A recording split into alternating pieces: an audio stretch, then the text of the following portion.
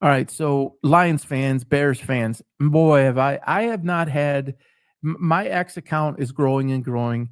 I'm getting into many conversations with some very big names too, and I'm getting involved in threads and stuff. And there's very few conversations that I have had more. I don't think there's been any that have been more about the Bears and Ben Johnson.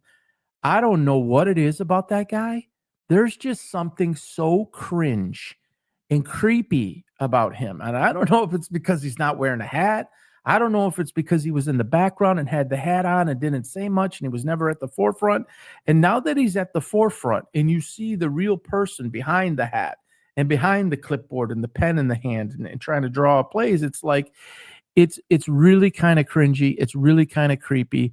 The guy has said some things that's put a bullseye on his back, and I think he's trying to be Dan Campbell, and I think he's failing miserably at it. It seems forced. It seems pressed. It seems inauthentic. It doesn't seem real. He's antagonizing people like Green Bay. He's antagonizing people like the Lions. He's saying things about Jared Goff and Penei Sewell was a better thrower of the ball than Jared Goff. Like, for what reason would you do that? You are a product of the Detroit Lions. Never ever forget that, Ben Johnson. You have talent. There's no question you have talent.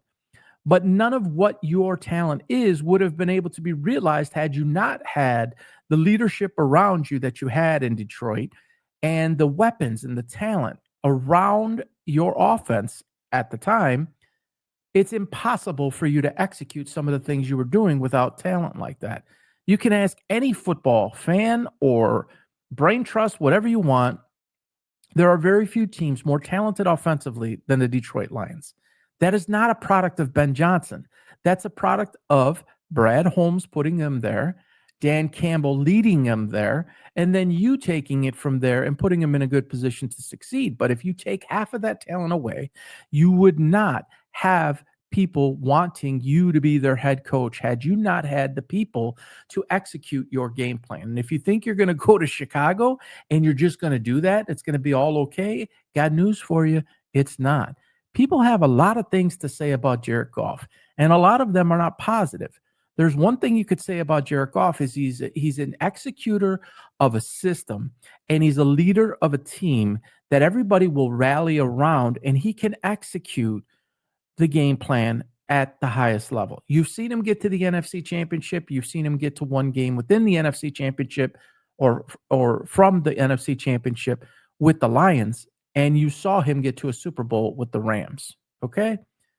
Now, if I'm here to say that Ben Johnson's ability was a product of the system and the talent, I'm going to say that about Jared Goff too. If you put Jared Goff on a team with no talent, he's going to struggle. But that's with any quarterback. You can look all around the league. If you don't have an offensive line, it doesn't really matter what kind of talent you have. If you don't have weapons to get the ball to and guys who create separation, then it really doesn't matter. So, but to just knock Jared Goff and just this smugness attitude that the guy has, it's just comical.